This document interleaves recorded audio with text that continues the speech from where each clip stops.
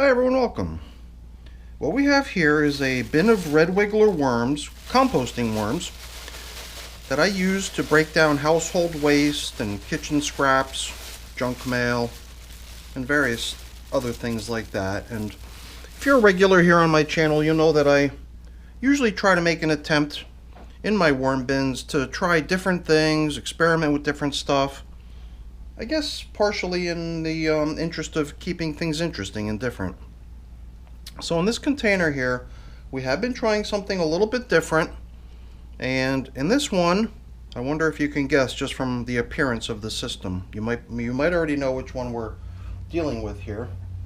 But in case you're guessing or in case you're new, really quick, let me just bring up my information board before we get all soiled and dirty to share some bits of info about this system with you. It's like I mentioned, a bin of red wiggler worms where we've been doing what I refer to as pocket feeding. Or you might consider it as corner feeding. And it really just means that we keep going back into the bin, picking a different corner each time. In this case, we opted to go in the clockwise direction, around and around. And you might already be able to tell which corner it is of the bin that we last fed.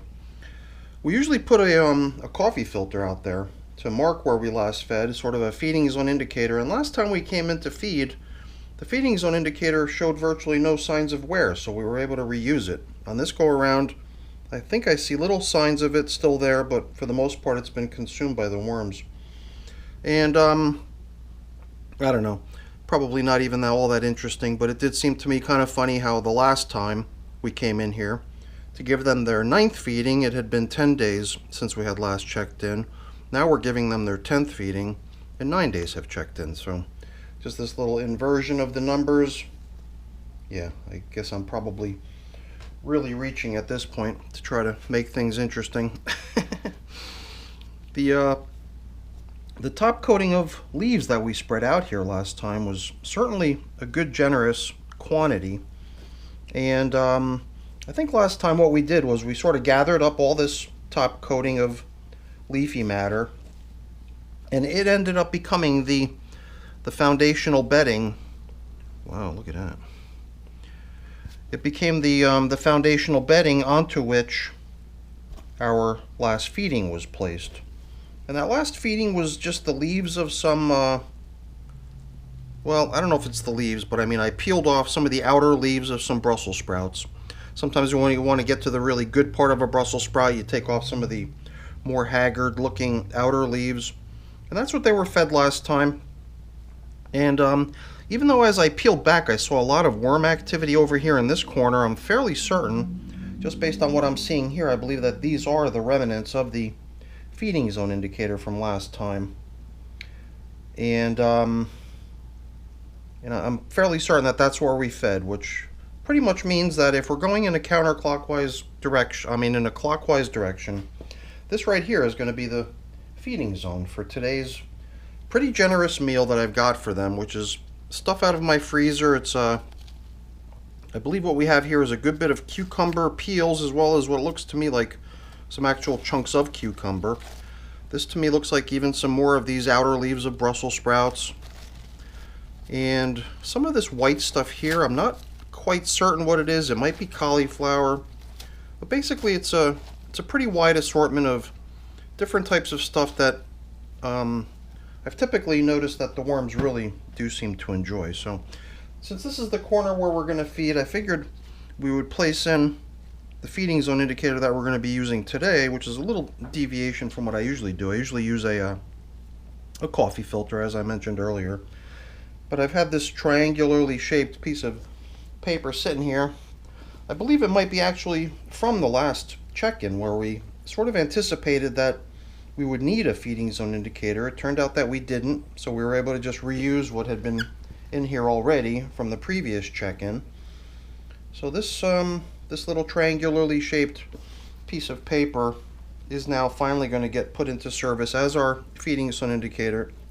Once we plop today's feeding down into this corner, and as you saw, we got a good amount of stuff, so we're going to have to open up a pretty good sized hole here.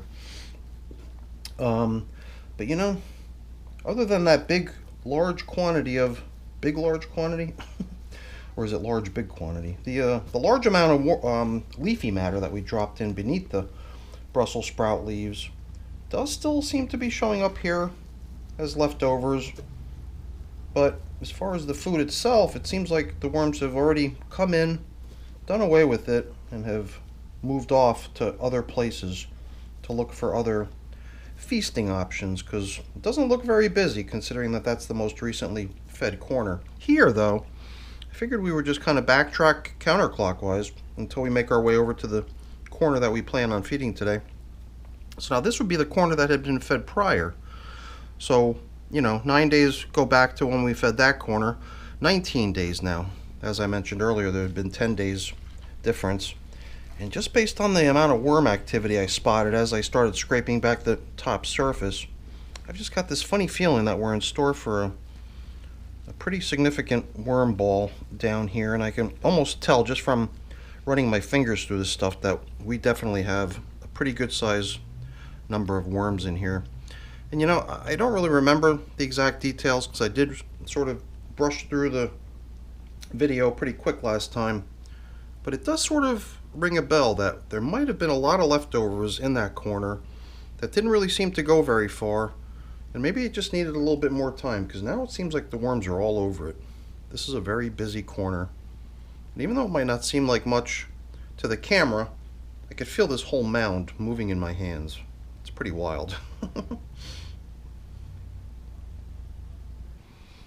Alright, so in most cases, unless something's already kind of teetering on the edge and prepared to roll off my hand anyway, in which case there's not much you could do, it's just going to fall off anyway. In most cases, other than that, the worms that I've managed to pick up by grabbing a handful of stuff like this, for the most part, always just stay in my hand.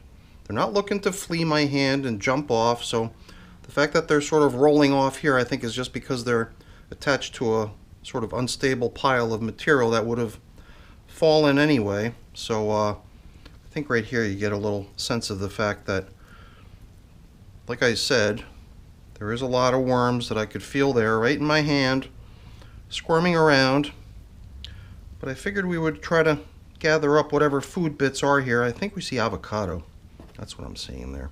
At first I thought it might be bread, but it seems like it's avocado, and I think during the last check-in it seemed like it was just not getting the kind of attention that you thought it would, based on the fact that avocado is usually a pretty well-received food item in the worm bins. But perhaps it just needed a little bit of time to get broken in to the point where the worms could move in and start feasting on it, because it does seem like they're now hard at work on the stuff. So there's a little bit of leftover there for sure.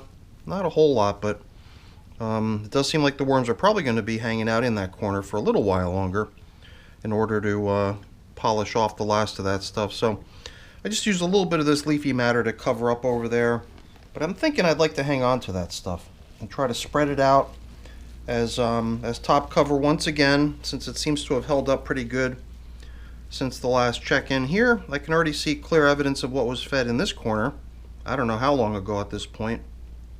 This is the rind of cantaloupe melon, and there might be some other stuff, because we've now gone around twice. We're already now embarking on the third lap around this system with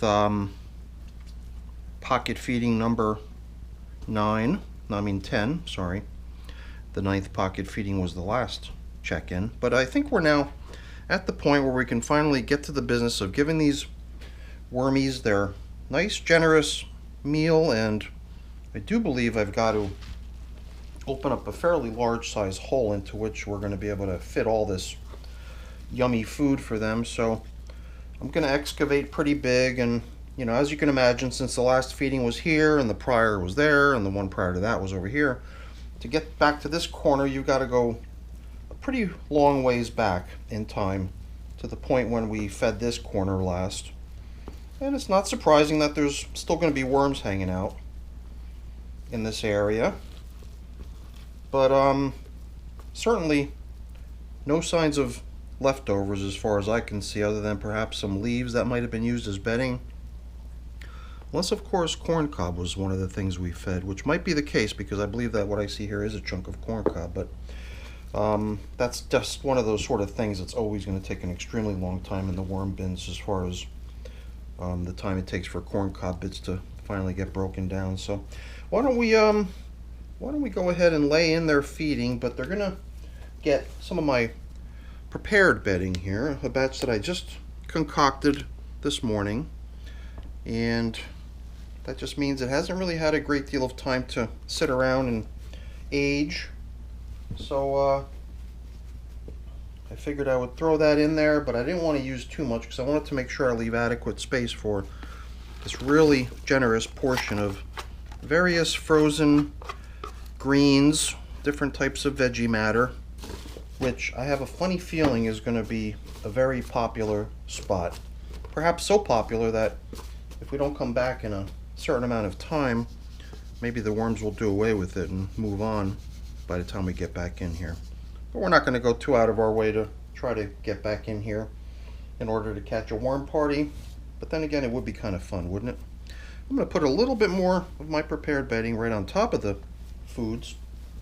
And the white powder that you saw me sprinkling in without describing what it was, that was just pulverized eggshell, which is the stuff that I use as grit when I feed my worms. It's not an absolute necessity every time, but most people will tend to agree. Most people that have worms will tend to agree that the worms definitely seem to like grit when you give it to them. So I usually try to give them some every time I feed, as long as I don't forget. So I think that brings us to the end of this check-in. We're gonna try to spread out this unused leafy matter evenly across the top surface. I did suspect that we might have enough of it remaining to do so, and I was clearly correct in that assumption. I like the way the systems look when there's a nice natural material coating the top surface. As much as I like using shredded paper and cardboard, you know, manufactured type bedding materials, as far as appearance goes, I think I do always prefer seeing leaves over anything else in my worm bins for the most part. So let's get the plastic coverings back on here, and we're pretty much finished. So hopefully you enjoyed my video here, visiting in with the red wigglers, giving them their 10th pocket feeding now, and we're sticking with the plastic covers. I think most of my systems that are older than this system have already had their plastic covers replaced with paper-based stuff to give them more of an opportunity to breathe and possibly kick off some of their moisture. But for here, I think we're pretty good with the moisture level that's in here. It's a little bit damp, but I think the worms like it that way. So I like it that way too. All right, everyone, that's it for the video. Hopefully you enjoyed it. If you did, as always, please don't forget to leave me a quick thumbs up before you go. That's always really appreciated. And if you haven't done so already, please also consider subscribing to the channel. That's very much appreciated as well. All right, everyone, have a great day. Thanks for watching. Bye now.